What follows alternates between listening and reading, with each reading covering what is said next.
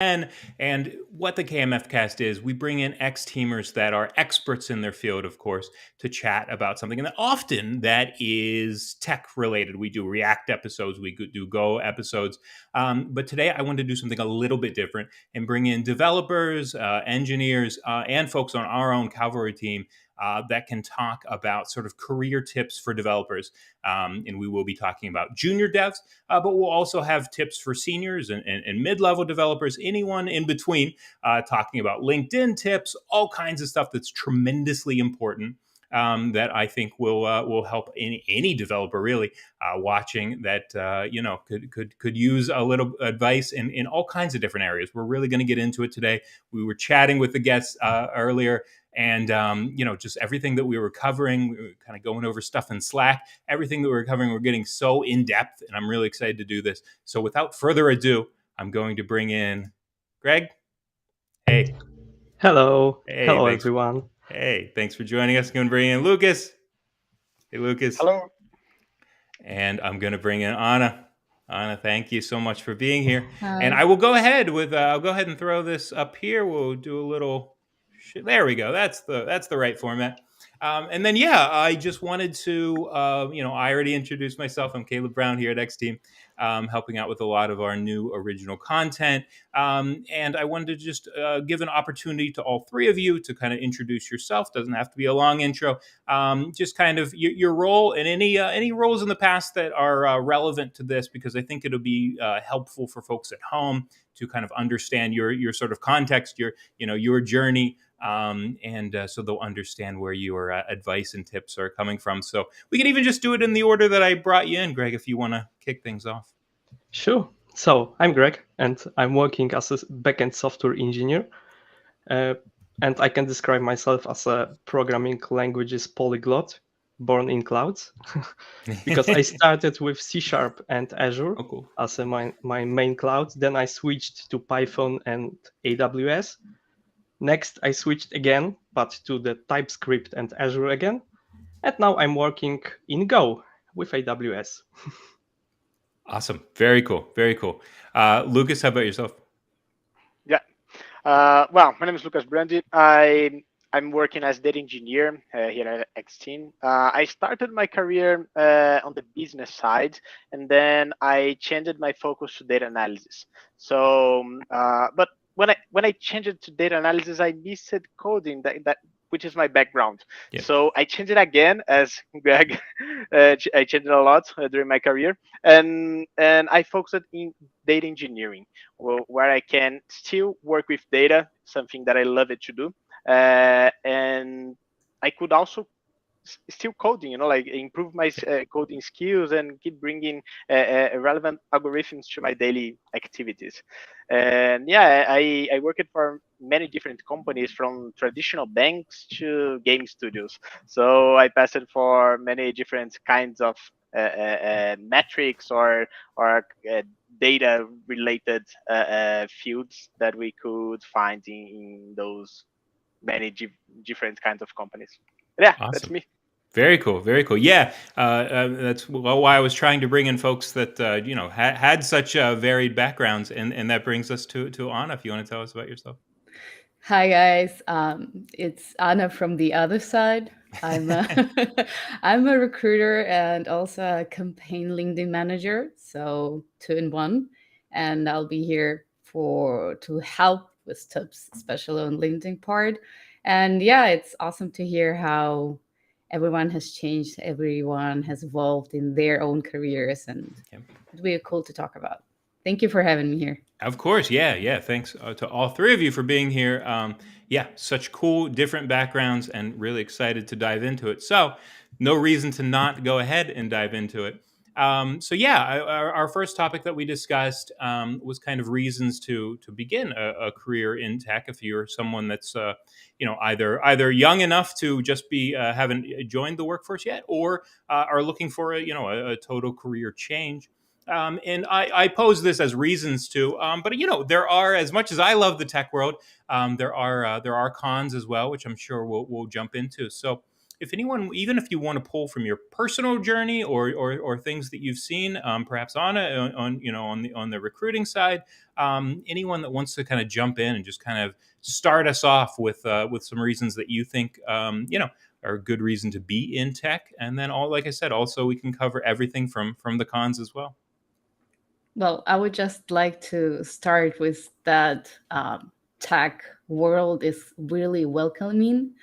So it's not really closed off of you to have a bachelor degree, master's degree, 25 years of experience. So technically, it's really welcoming not only for the young ones, recent graduates, but also for those who decide to make their career change, because I think we as a human, we evolve. And when I was like 10 years ago, it's not the same amount as I'm now. And I think if you'd like to change and move into a new career path, I would say IT world is pretty welcoming, and not only on the technical side. So there's a lot of roles there that you can dive deep into, like project management or PO, product owners, recruitment. So it's not only the programming itself, but I would say in tech world is really welcoming, is really friendly. So if you're willing to work hard, you can get in. So yeah, that I would start off as prone for this.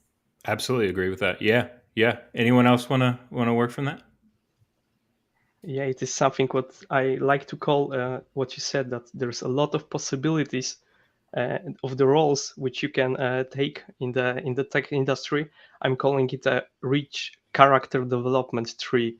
If someone is aware how it is working in some games and RPG games, especially, it is something what I like to call that. Yeah, we have a very, very rich character development tree. You can be a developer, an architect, scrum master, product owner, manager, recruiter, data engineer, you name it. Absolutely true. Yeah. And Lucas, obviously, I want you to speak on that. Before you do, I want to, speak on my own personal experience with that. Is I left college, got out of college, and started programming, and just wanted to explore after that. After I did a couple of years of that, and that's actually when I ended up finding X Team and joining on sort of the recruitment side and that sort of thing. But that was really interesting for me as a developer, because not only did I have that experience, but I still got to learn about new stuff. I still got to learn about new programming languages. So you're right that that career path is, it can go so many different ways and still be fulfilling in different ways. Like I didn't feel like I was that far away from programming, even though I wasn't necessarily doing it every day. So that's an interesting point that I just wanted to highlight from personal experience. But yeah, Lucas, if you want to jump off on that as well. Yeah, sure. Well, I want to say that tech's everywhere, because if you don't see yourself working, for example, as a software engineer, properly saying, or a web developer or something like that, if you love to work with, if your dream is working in a bank, for example, you can do that without going directly to the IT area. For example, when I started my career, my first internship, I started in a bank inside the investments area in a big bank. So in this during this experience, the goal, why they hired me there was because they needed somebody to automate stuff for the business. So I was involved. I had to learn about. I had to use a lot of knowledge about the business itself, but using IT as my tool to improve what was happening there. So knowing at least a little bit of any programming language, or knowing how to query database and work with data. Having tech in your toolbox, it's going to be useful for many situations. So I think that's the biggest reason why begin a career in tech. At least you have that beside you to use in different situations as well. 100%. Yeah, that's again, to speak on that. One of the things, even though I don't write code that much professionally anymore, I'm still so happy to have that skill set, because when I think of a little script or a little thing that I want to write just in my, in my personal life, or that will help me with my workflow, here, I can just do that. Even if it's in PHP or whatever, I can just do that. And that's so nice to, to be able to, to be able to just kind of spin something like that up is truly is valuable. So yeah, we're all in tech. We all like it. But of course, with truly any career, there are cons. Does anyone want to talk about some cons, about some, from your own experience, from reasons or things that people should be aware before perhaps, jumping full in?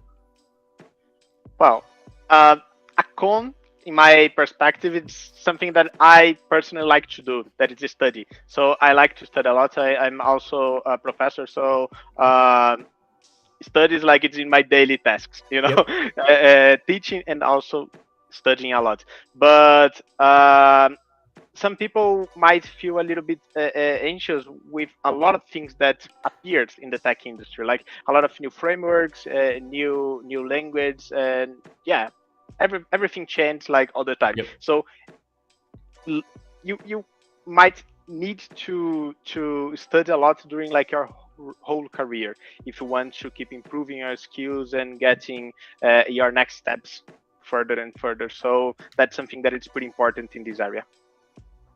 Totally makes sense. Anna, Greg?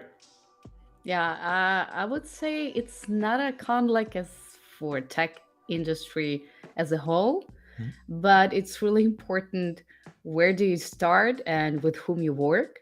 Yeah. So if you end up with the company that really has, I would say, bad policies, you might up even hate doing it every day. So Absolutely. if the reasons are wrong, you will be burned out and you will technically end up hating what you do. So I would say tech industry itself is great, but it's really important to understand with what company you're working and what is the end goal of what you're doing, because it might, like any job, but I would say software developer is really, really prone to get burned out, especially if you work like 12, 16 hours a day. So yeah, this is one have to be careful. Yeah, no, absolutely. I think that's a really good tip. And before I move on to Greg, I want to kind of expand on that a little bit. So, what would you say? Because a company can look, their website might look great or whatever, and it might seem inviting. So, what are some good ways to investigate like true culture? I guess there would be the Glassdoor is available for that. I would imagine. But anything you can kind of think of, as a way to investigate culture, perhaps the interview process as well. Yeah. I'm just thinking about it. Like from my perspective, obviously the interview, and I always say to all of my candidates, this is an interview not only for the candidate, but it's for the candidate for the company. So this is your amazing opportunity to ask any type of questions that you want, and some answers there can like brought up those red flags that then you realize, oh, I don't want to work with this company. So this is like the perfect opportunity for you to ask. But yeah, obviously the reviews, the Glassdoor, and if you're brave enough, reaching out to the people working there in the company, networking and asking, how do you feel? Do you like it? And I would say that would be also a great way to understand the company's culture. Absolutely. Great tips. Yeah. Greg, anything you want to speak on in terms of cons or anything like that? Yeah, sure. I want to add something that please. I'm always also saying to my colleagues who are software engineers, that recruitment process is not just for the company, it is also for you to get to know better company. So always prepare questions about the company, about how they are working, about the number of engineers, number of senior and junior engineers, to also know if you will have someone to learn from. And other things is to check LinkedIn, and not just to take a look who is working there and write to the person to get some information, but also how many people worked there, what what's the period of time in which they are worked. So if someone is changing a job in this company for after 2 months, for example, maybe it's not a good company for you. So also take a look on the retention, how many software engineers are were in this company, and how long they been there. Yeah, it's great advice. Yeah, awesome. Yeah. Cool. And did you have anything in terms of cons, kind of overall in the industry, or did we cover everything? I have more. Okay. Yeah. I would Sure. be the complaining one, but yeah, software working as a software engineer is mainly sitting and looking at the display. So yeah, unfortunately, we have problems with eyes. We have problems with our backbones. Yeah. I'm trying to stay now. I'm doing now from this staying position, so I'm not sitting. And also, what was mentioned here is we have a lot of stress because our companies in which we are working, the projects has we have a very big responsibility, because sometimes, for example, I worked on the project for healthcare company, and my stress level that if something will be wrong within my software, then, for example, someone can die, and it was it's very, very big thing. Absolutely. So my stress level was very, very high working on this project. So but it's not just that there is a very big impact on human lives, but the tech is everywhere. So yeah, we have a very big impact on people's and their lives. But also in a tech industry, there is a lot of money, and also our mistake can cost a lot our companies. So yeah, stress level is very, very high here. So you are aware now. Yeah. No, I used to be stressed when I was just writing Facebook games. It's another world to be writing healthcare programs. That's a good point. Yeah. No, those are all very good. And yes, things obviously things to certainly be aware of. But yeah, I think we're all in it, right? The pros do outweigh the cons, at least in my opinion. But yeah, obviously, it's good to be open and transparent, and about some things. Have you ever? So you do the standing desk? I do it. I do it Yes. sometimes. I had a colleague at my old job that was doing the treadmill desk. Have you ever done that? Have you ever tried that? Oh God, no. Yeah. I cannot imagine. Yeah, he would get like 10 miles in a day. It was crazy. But yeah, but I do the standing desk is nice. I have the little lift here from my personal desk. It's nice. I like it. I think Okay. when sorry, No, go I ahead. think No, go ahead. when we are aware of the cons, this is where we can help ourselves to handle it better. So if you're aware about the stress, you have to learn from the beginning how to manage it, how to 100%. weight it, to find those tips, and not to dive deep into 16-hour burnout, and not forgetting to work out, Yep. forgetting to eat properly, forgetting to, I don't know, invest in a good seat.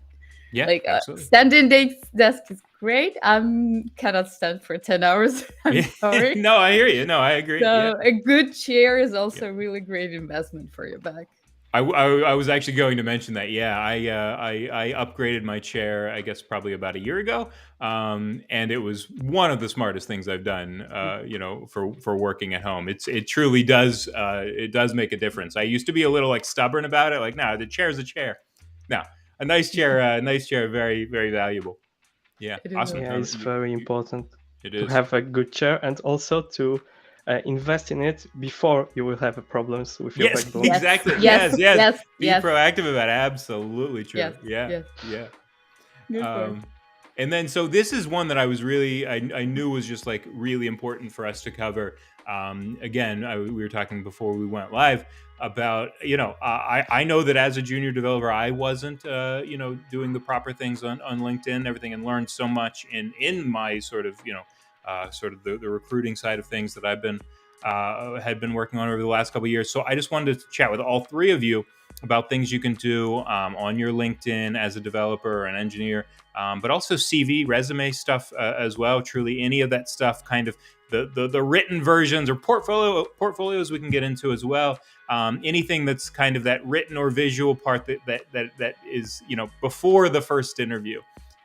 So Anna, I know obviously you're this is your domain, something you know very well, but happy to hear from anyone who wants to chime in to kick us off with LinkedIn and CV tips. I just want to say, I guess from almost everyone's perspective, there's a little bit like of a hatred towards writing a CV, Sure. writing a LinkedIn. I don't know why we don't like to talk about ourselves. I don't know why, but we don't like to. When you think about, oh my God, I have to fill out my LinkedIn profile, it's a little bit of a. Yep. But you embrace yourself and you open that LinkedIn. Why? I would say, as of right now, is one of the first tools for recruiters for almost any careers. And this is for you to be seen. So you can be an amazing software developer. And if only your colleagues know about it, and maybe some forums or somewhere that you closely work and no one else, it would be harder for a great company to find you. Only maybe if someone refers you, but if you don't have LinkedIn, if you don't have like open GitHub, nothing, it would be really hard for us to see you. So LinkedIn is mostly like your profile to the world, your world about yourself. And I guess a lot of mistakes, we all been there, and it is having LinkedIn that saying almost nothing, like really something generic, like software developer, software engineer, and that's it. And it's really hard to understand what tech you're working with, what do you like to do, and maybe there's languages that you don't want to work with also, or sometimes you put everything that you've seen in your days into your LinkedIn. Like maybe you had some experience, I don't know, with PHP or C# when back in college or university, Yep. and you don't work with that for 10 years now, but still it is there in LinkedIn, like the first language that pops up. And obviously for the recruiter, it would be hard to understand that this is something you don't want to work with, or it's no longer in your sheet as a profile, and we will reach out to you. So you stated Java, and we will reach out to you because we saw Java in your profile, and technically you haven't seen Java for 5 years, and actually right now you are a data engineer. So it is really important to state what are you working as of right now in your head. And in about section, obviously, what are you working in, whom you want to be. Like maybe you're a full stack developer, but actually you're focusing more on front end. So you can say that, hey, I'm a full stack, I'm moving towards front end, and I'm really in love with JavaScript world, and I would like to work more with React, something like that. Some databases that you worked with, cloud, everything that is currently in your hand and the experience that you have, it's really important to mention it. Also, I would say that it's like sometimes the opposites, like, or it's not enough information, like just saying your position and that's it.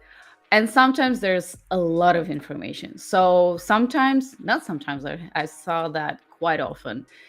When you post the information about the company, and it's a really like long 5 paragraphs info about the company where you work at, and no information what you do.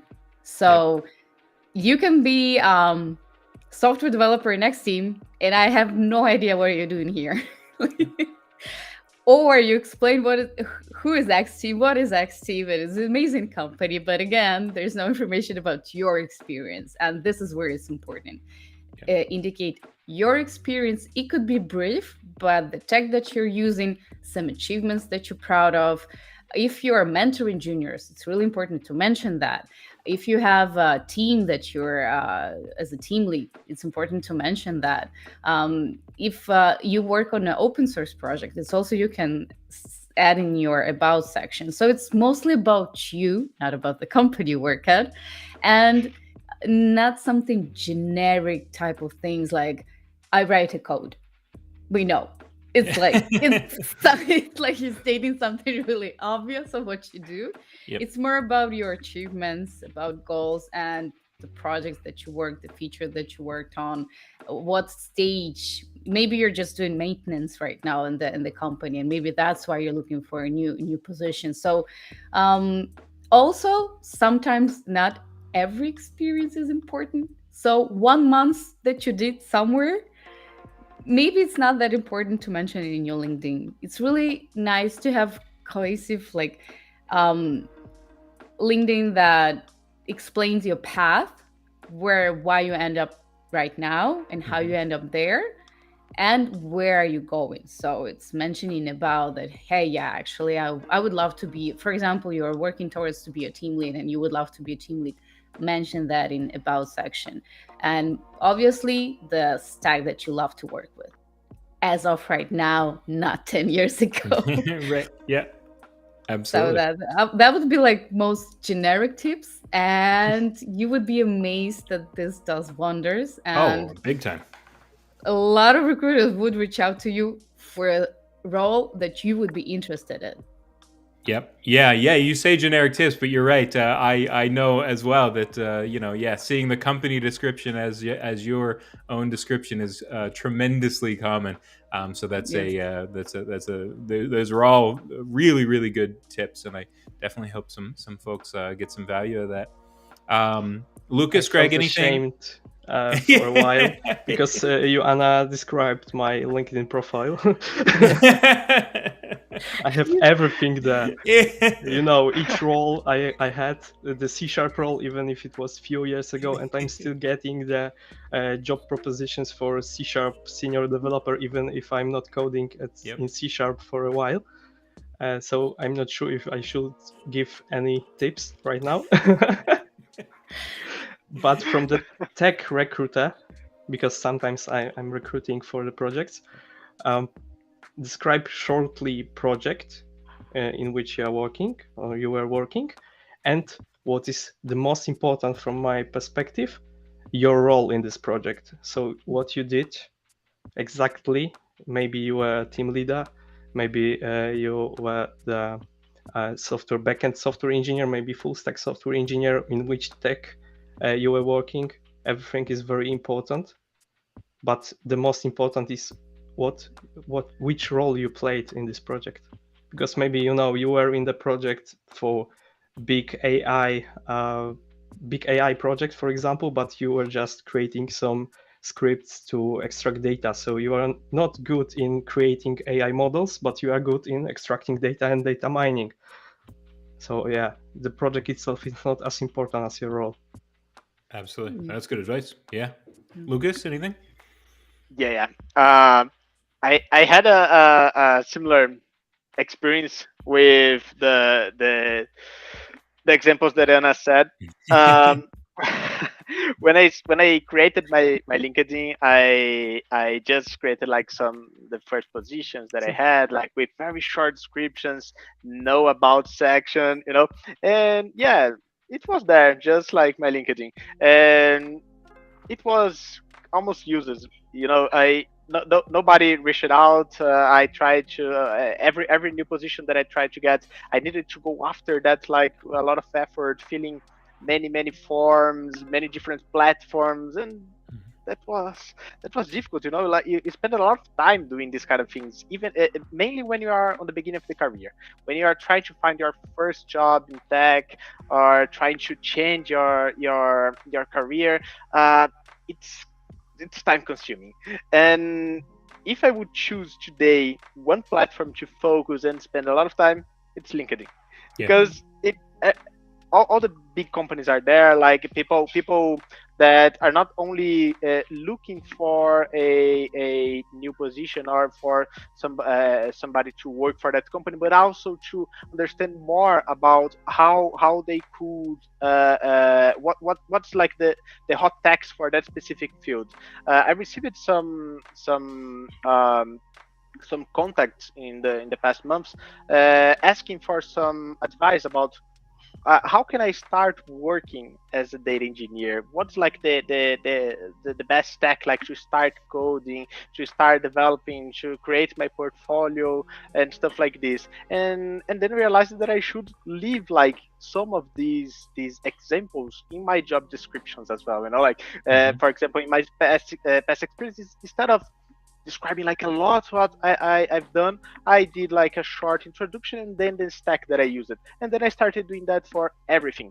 And then we can follow like this kind of timeline, you know, in my LinkedIn, saying, okay, he started working with this stack, and then he changed it, and now the focus is working, for example, in my case, SQL, DBT, and Python.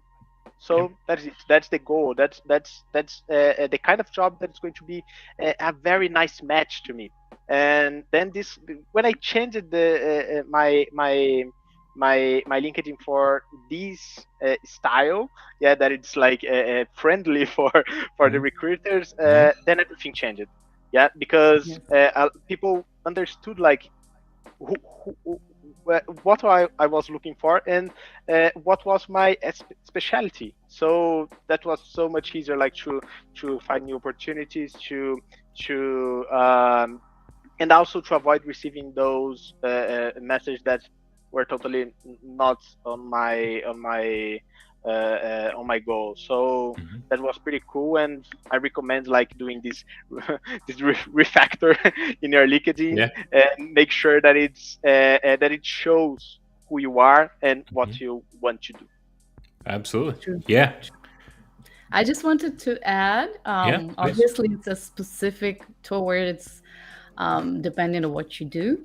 But for example, if you are a UX UI developer, it's an amazing opportunity to showcase your portfolio, showcase your work.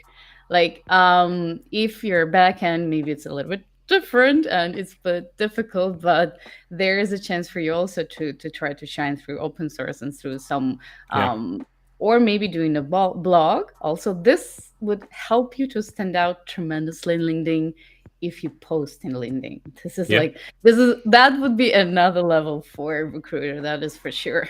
Yeah, no, I know when I was kind of doing, you know, that side of things, even for backend devs, I know that it's hard, you know, you can't, if it's not your, you know, if it's the company's code, you can't always show your code. But there are things you can do. And obviously if you've worked on some open source, projects or even side projects, a lot of folks have just done a little something. That was always helpful for me to see some kind of visual to pull it together. And I understood that they couldn't show, all of the code or all of the things they've worked on and things like that, but it was nice to just, it did separate, it would show, you'd stand out from the crowd being able to see, even if it was screenshots of what you've worked on, like the finished product, even though you're back end, just just pulling everything together and just showing what you've worked on in general, and as someone that has an engineering background, like I can see, even seeing the front end of it, I know, what the product is and what it, in theory does on the back end. So yeah, that's always been helpful to me. And I always understood when back end developers couldn't see that. But I can tell you on that recruiting side, it is nice to just have a package pulled together for you to show you everything you've worked on. Good tips, all three of you. Thank you so much. And then that's kind of a good segue into, that's kind of what you do on paper.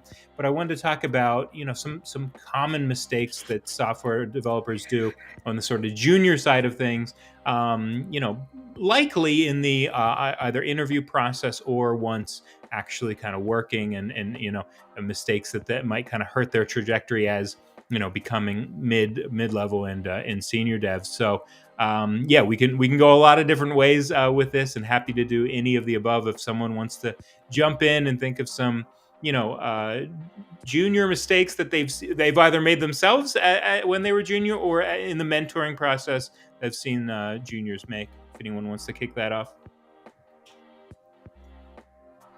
Yeah.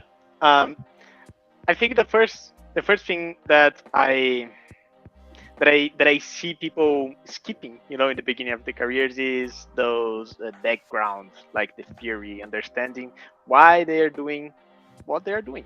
For example, in my field, talking about data, we have a lot of courses explaining how to create data pipelines, data transformations, and that's cool. That's important. This is how we implement what we are working on. But what am I implementing? And is this like something that I can use widely, like in every situation?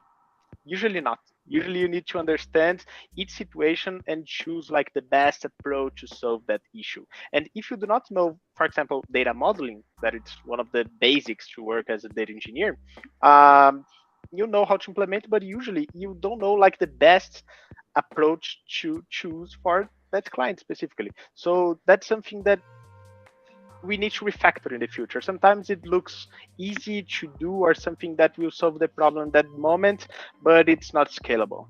If it's not scalable, you will have to refactor that. And sometimes when you already have something in production and you have to change that, it's very difficult to do. So if you think, well, plan what you're going to do and start encoding after validating this idea, this logic, it's going to be your chance of success is much higher. So I think that's the main issue or common mistake that we usually do when starting in that field. And yeah, I'm saying that because I did something similar. So that's pretty common. So focusing in understanding the backgrounds, the theory, and stuff like this is so important. Usually we are so excited. Okay, I want to code this in Python.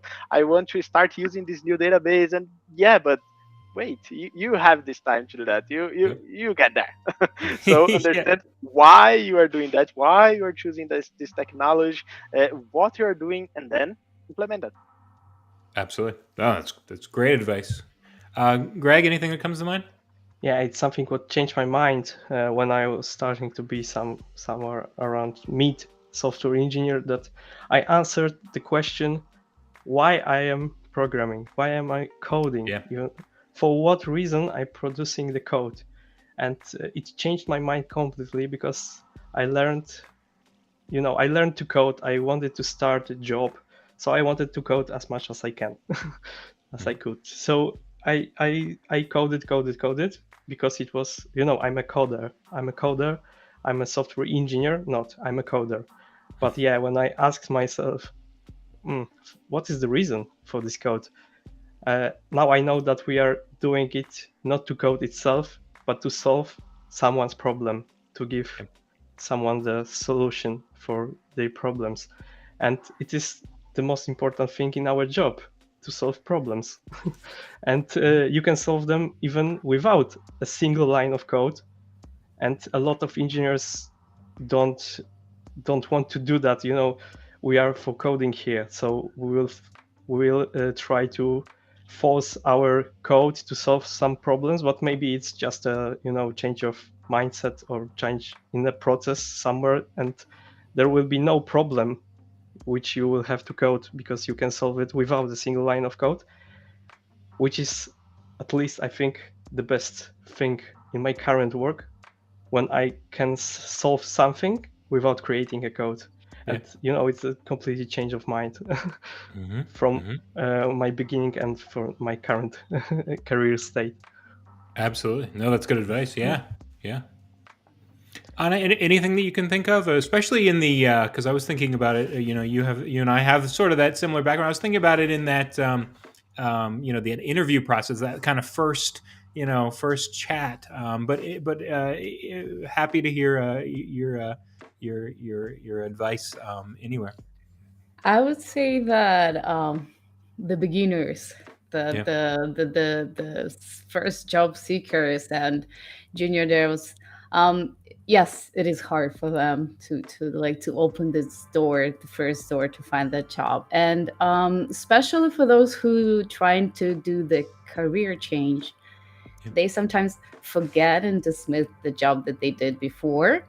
And I would recommend to find a way to maybe even tweak a little bit and change a little bit your LinkedIn or your CV to make the future employer to see that you have those soft skills and maybe some of part of hard skills that can be easily transferred to your new role that you're looking for. So you already been in the work environment, and it's a plus. You know how to work with people who know how to work. You know, you have your discipline.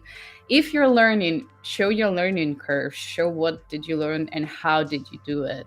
And I would say for a lot of us who would say, I want to learn the code, is this jumping. Like they start with, okay, I saw that everyone's learning Python, let me learn Python. And then, oh, now I see that everyone is learning JavaScript, let me jump to JavaScript. So in a couple of months, they juggling through different languages, different like small courses in Udemy without having like clear path of what they're looking for. And I do realize that when you start, it is a little bit harder for you to say, hey, I'm actually want to be a full stack or backend or front end. So it's obviously it's only by doing it, I would say you get a little bit more of understanding if you like it or not. But sticking to it. So if you choose to learn Python, so yeah, try to ask yourself why and what do I want to do with it. For example, actually you've been driven to be a game developer, so maybe not the best way to learn Python if you want to be a game developer. So it's also like where you want to end up, and maybe you're like really in love with fintech, and or maybe you're like really into web3 and blockchain. So ask and see what the path to get there and stick to it without jumping it, like moving a lot. And in your LinkedIn, try to showcase that path. And also, it's try to do something for free. I mean, like, for example, you're trying web development, you have your bootcamp behind you with the JavaScript type of thing. And hey, reach out to your friends, maybe do a website for them. Do a website for yourself. Try to see where you can do like some help for some kind of foundations. They always really gladly will accept your help on anything. Also, you can go through GitHub, try to do that fork to see if you can help and solve some bug issue for some companies, and that would be actually showcasing that you know and you're willing to learn. So I would say that this important thing for the beginners, that the company just has to see that you're willing to learn, you're there for it, like you're serious in it, and it's an investment for the company because obviously you would take a time from a senior to guide you, and that is where they want just to see that you're willing to learn and you're a problem solver. You're there to solve the problem in the end. So, and I would say that the mistake afterwards is, for example, you have a year of experience, so it's like you already have your experience, so try to make best of it. And sometimes I actually see quite a lot of it where they, in about section, they will say that they did, or there's like bachelor degree, or they're still studying in this university. Great, but you already have 1 year experience. Show this. Not that you're studying in the university.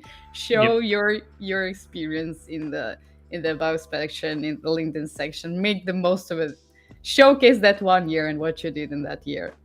Absolutely. No, that's really good advice. And to kind of expand on what you said, when I was in college, I didn't really know if what area I was gravitating towards, if I liked back end or front end. So that's exactly what I did. I started a side project that required front end, back end, had a database, all of that. And I could do all of it, but I was better at the back end and enjoyed the back end better. And that kind of helped set the trajectory, after I graduated to where I was, going. So that's really good advice. So whether it is, contributing to open source, doing your own thing, or a very good suggestion that a local foundation or a nonprofit, something like that, anywhere you can kind of help out and just get some of that experience and learn what feels kind of right for your skill set and interests is really good advice. So cool. And a beautiful segue into tips for senior devs. Once you're past junior, you're a senior, you're working somewhere. just kind of tips on, kind of leveling up your career and how you want to do that, or just just kind of tips in general about once you're already there, and seeing the rest of your career out. If anyone wants to jump in and give some tips and tricks for seniors, that would be great. Yeah, I have 3 tips. Yeah. The Yeah. first one that I think it's very, very important. Please read the docs. They are so useful. They are there to be read. Yep. Use that. Make good usage of that. And yeah, first. And the second one that I consider extremely important for my field, but not only for my field, but also for basically all the tech jobs, mainly talking about the senior ones, having more business context. Go after that, try to understand more what is the product that you are working on, what's the pain of your customers, your clients. Yeah, so try to get in touch with the main stakeholders and try to bring all of this knowledge, translate that. This skill of translating a business into tech is so good, like it's so important, and can make you go even further in your career. So try to keep that in mind. I know that sometimes we don't want to spend a lot of time in this side of the job. We want to put our headphones, turn on Spotify, and that is it, coding. Stay in our place there, coding, and that is it. But having those discussions are so important with the stakeholders, understanding more, getting more details, going through the docs. So all of this is very, very important. And yeah, the final one, something that I already said about the for the beginning of the career, right? But to avoid being specialist in one framework, right? We need, as Greg said before as well, we are here to solve problems, yeah, not to handle one specific framework, because tomorrow this framework might be outdated, deprecated, or something, and everything changed. And in IT, everything's going to change. It's going to change. So be ready for that.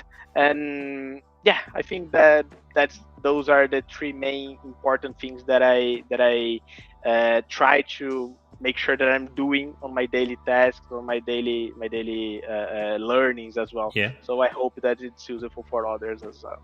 Absolutely, there's the 3 great ones, and yeah, Astrid was commenting about the business needs as well. I threw her comment up on the screen because absolutely agree with that. Anna, Greg, anything else on the senior side?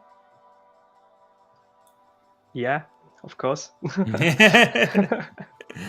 One thing which is also on my list, that put your effort to learn how your business is working. So and where the money comes from. So it will be the understanding of your product is very, very important, and also try to influence your product not only from the tech side, but maybe within some ideas of solutions, like Astrid wrote. I completely agree. Next thing, not just read documentation, but also write it. I would love to add it. And in general, share your knowledge. Don't take everything on yourself also, because everyone knows that you are an expert if you are a senior developer.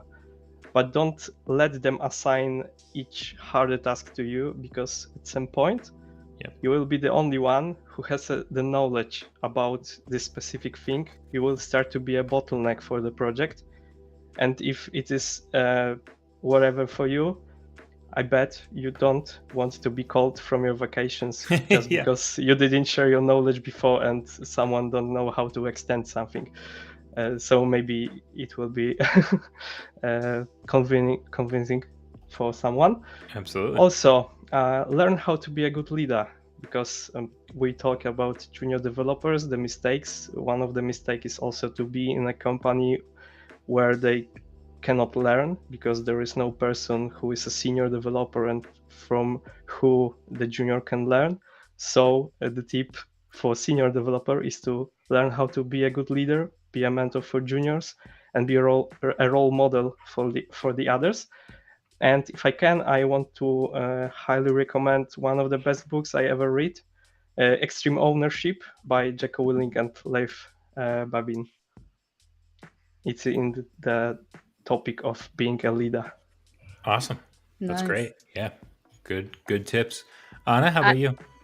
yeah, I just wanted to add funny thing that when you start as a junior developer, you focus on your hard skills, obviously. Yep. And when you're a senior developer, I would say that this is time for you to focus on your soft skills. And this is where the leadership, mentoring, teaching, those are skills that help you grow and evolve and actually makes a company see in you as a leader, and obviously depending where you would like to grow towards that, soft skill helps a lot in your path, and Yeah. it's actually what adds to your seniority, not only knowledge of the hard skills. So this is an interesting curve in this career, actually. Yeah, absolutely. Also, very appreciative that you teed up the our final our final topic, which is I wanted to go a little bit because at this point I think a lot of folks do know what hard and soft skills are, but I did want we toss them around a lot when we're talking about this kind of topic, and I did want to just see.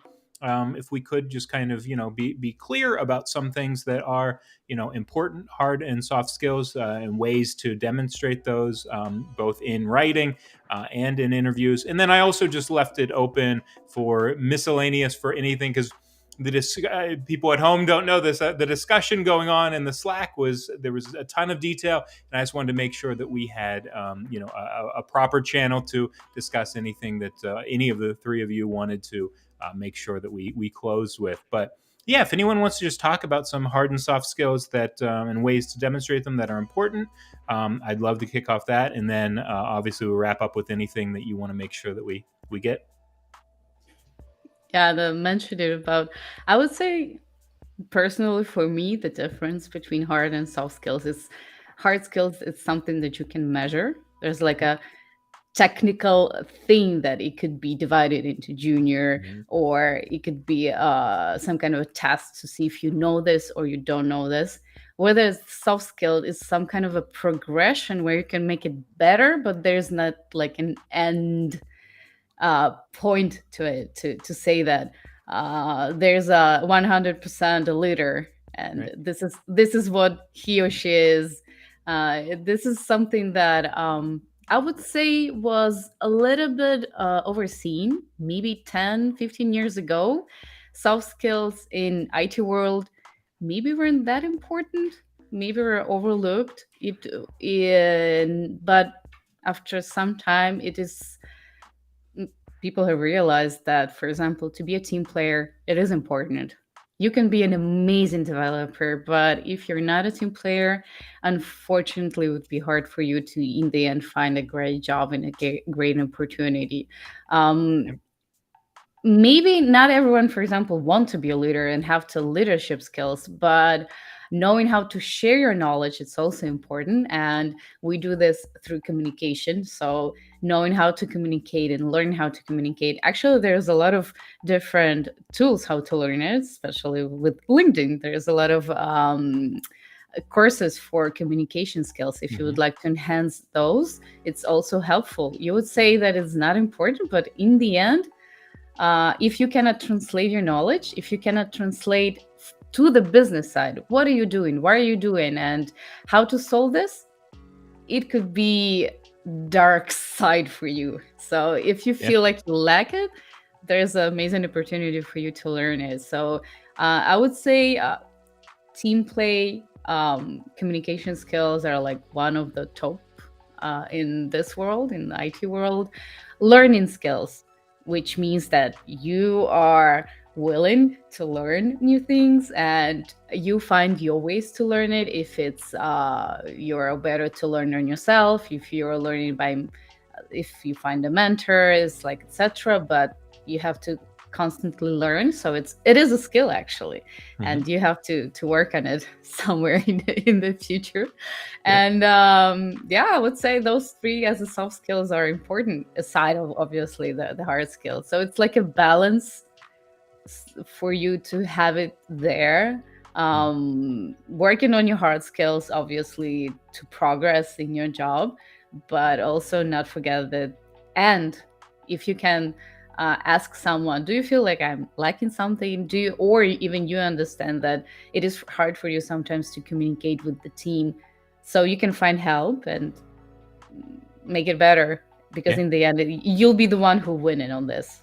Absolutely. Yeah, great tips. Lucas, Greg, anything?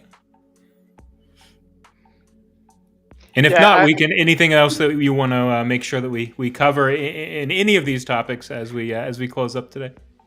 Yeah, I have one more thing about data again. Yeah, please. Yes, absolutely.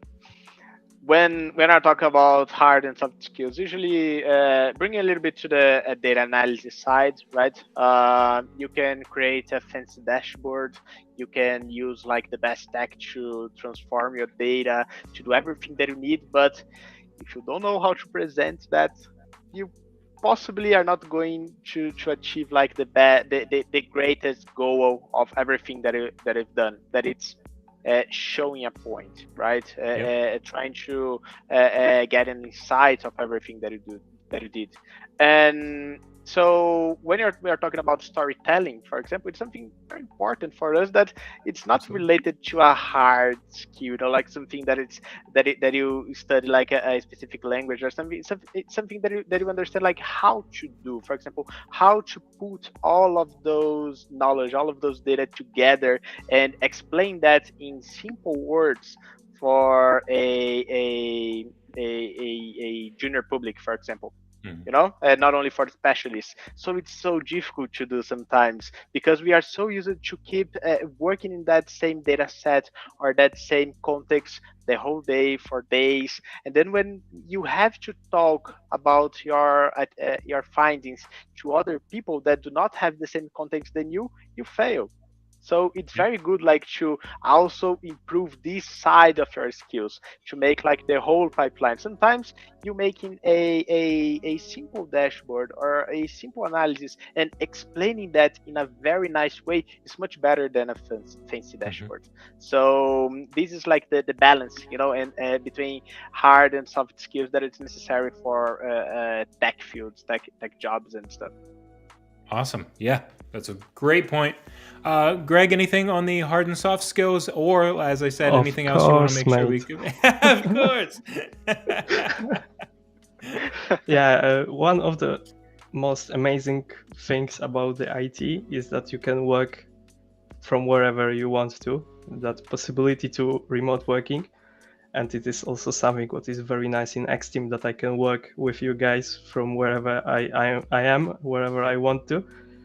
So it is also very important to have this self-discipline, especially when you are working remotely from home, because there are a lot of distractions around.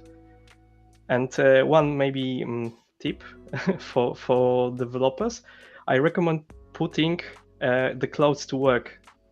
Changing them when you are starting the work. You are putting your t-shirt for working, your trousers to working, and after you are finishing your work, you can change. But this line that now I'm at work, okay, now I'm ending my work, so I can change my suit, my my t-shirt or whatever. And also having a place in your home just for working. I know that it may be a bit difficult, but it is very, very helpful to have this one place, this one desk when you are working mainly. It's very important from my perspective, because it's helping to focus. And also, the hard skills required to be an engineer is solid principles, design patterns, Git, agile methodologies. Everything is important, but you also have to know some programming language. But the most important language you have to learn if you want to work in IT is English, and it's very, very important to know English. True. Indeed. True. 100% Yeah. for the world the international world workforce can be open to you if you know English. That is for sure. That is true, 1000%. Yeah, that would be my first recommendation to any person who doesn't speak English as their first language. We all been there. We all had to learn English somewhere in our life, but we had to do it. And sometimes it's not that pleasant learning new language. Yeah, it's difficult. It is difficult. It's not easy. I would say that 1000%. It's not easy, but that helped to open new doors for you. And also, I would add not only for the hard and soft skills, but also remembering about your mental health, which is also really important because Absolutely. if you somewhere along the way forget about it, your skills just diminishes and your brain becomes a fog of not understanding what you do. 100%. So it's really important just to keep up with your social life, with your family, with your friends, to be there present in the moment, to be grateful of what you have, and if you feel you need help, reach out for this help. Do simple exercise where I'll be honest, I sometimes forget, but we're all trying to find our best way to exercise and to find that activity that we like. And obviously hobbies is what energizes us, what motivates us, and do something different from what we do every day that helps us make each day a shine and something interesting. So if you like to draw, if you like to sing, if you like to dance. This I would say this also opens up your soft skills and helps them to work on them. So yeah. Totally agree with that. Yeah. All right. Well, we have hit an hour officially, and that was the last one. I will give everyone the opportunity to say anything if there's anything you want to make sure we have covered. Other than that, if you have time, I'd like you guys to stay here, even though I'm going to end the stream, just to thank you. But if there's anything you want to say, you're welcome to. Otherwise, we will wrap up for the day. Yeah, I have one thing. Please, Lucas. If you are a senior, be the senior that you needed to be when you are a junior. And if you are a junior, find a good senior to learn about a lot with him. So yeah, that's something that is really important, like for the best, to make a good usage of your hours during your working hours, you know. So yeah, that's a great tip. That. Absolutely. Anna, Greg, anything? I would say we talked a lot. Yeah. We did. No, I know. We did. I just wanted to give you the opportunity to cover anything. Alrighty. Okay. Just want to say that don't let your passion to eat you, because passion is everything I have in IT. Yeah, I love this field. Yeah. But it can be unhealthy for you. So let's do how Anna said before. Keep your mental health also on a good level, because passion can eat you. It's a double-edged sword. So absolutely, super true. Keep it in mind. Yes, yeah. Well, Lucas, Anna, Greg, thank you so much for joining us. Like I said, if you can stick around for a sec, even though I'm going to close it out, but I am going to remove your cameras. So, thank you so much. I appreciate it, guys. Going to close out. Thank you to Greg, Lucas, and Anna right over here. I mirrored it properly. Right over here, you can follow us X Team on YouTube and company/X Team on LinkedIn. Please follow us. Thank you so much. I think there was a lot. We had a whole hour of a lot of really good advice from Greg, Lucas, and Anna. Appreciate all of them for joining. Caleb Brown for X Team for KMFCast episode 10. We'll see you next time.